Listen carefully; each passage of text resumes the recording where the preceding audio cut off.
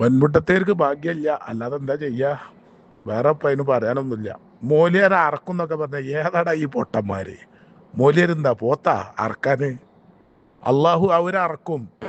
ഇൽമിനെ എതിർത്താലടാ അവര് അള്ളാഹു വിടൂലടാ. ദുനിയാവും ആഖിറം പരാജയപ്പെടടാ. ആഖിബത്ത് നന്നാകാതെ ചത്തുപോകും ആ കൈതാളൊക്കെ. പറഞ്ഞ് മനസ്സിലാക്കി കൊടുക്കാൻ പറയും വിവരമുള്ളവരോട്.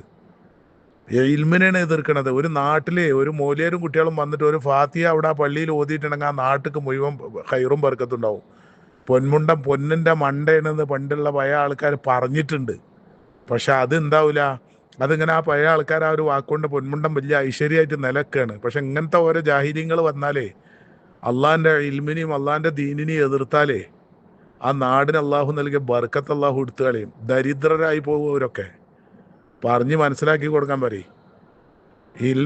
ഇൽമിനെ എതിർക്കാൻ ഇവിടെ രാഷ്ട്രീയം തന്നെ ഇടത് ദുനിയാവാണ്. അതെന്താ കൈതാള് മനസ്സിലാക്കാത്തത്? രാഷ്ട്രീയം എന്ന് പറഞ്ഞാൽ ദുനിയാവാണ്, ഇൽമു എന്ന് പറഞ്ഞാൽ ആഖിറാണ്. സഖാഫിയായോ മറ്റാരായോ ഇൽമു പഠിപ്പിക്കാൻ വന്ന പണ്ഡിതനാണ്. പണ്ഡിതന്റെ നേരെ കൈ ചൂണ്ടി സംസാരിക്കാനൊക്കെ ആ വീഡിയോയിൽ കണ്ട കൈതകൾക്ക് എന്താടാ അധികാരമുള്ളത്? അവർക്ക് ആരാടാ അതിന് അധികാരം കൊടുത്തത്? ചോദിച്ചു നോക്കടാ അവരോട്. ഇൽമിനെ പറ്റിയാടാ അവന് ആ കൈ ചൂണ്ടി വർത്താനം പറയുന്ന സൈത്താന്മാരോട് ഒരു ഫാത്തിയ ഓതാൻ പറഞ്ഞു നോക്കടാ. അവർക്ക് ഫാത്തിയ ഒരു അറഫ് തെറ്റാതെ അവർക്ക് ഓതാൻ പറ്റുമോ? എന്നിട്ട് അവരാണ് ഇൽമു പഠിച്ച പണ്ഡിതന്മാരെ നേരെ കൈ കൊണ്ട് വർത്താനം പറഞ്ഞത്.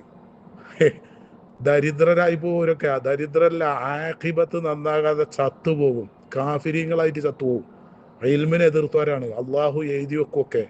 അള്ളാഹിന്റെ കോടതിയിൽ വരും. അവിടുന്ന് കാണാവരൊക്കെ. അന്ന് അവൻ കൈ ചൂണ്ടു എന്നുള്ളത് അന്ന് നമുക്ക് മനസ്സിലാക്കാം.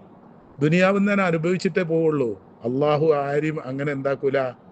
വെറുതെ അള്ളാന്റെ ഇൽമിനെയും അള്ളാന്റെ ദീനിനെയും എതിർത്തവരൊന്നും അള്ളാഹു താല പൂട്ട് ആണ് കൊണ്ടുപോയിട്ടൊന്നുമില്ല ഇവിടുന്ന്. ഇപ്പൊ ദുനിയാവിൽ നിന്ന് നല്ല നരകിച്ചിട്ട് തന്നെ പോവുള്ളൂ. നമുക്ക് കാണാൻ വിധിയുള്ളവർക്കൊക്കെ.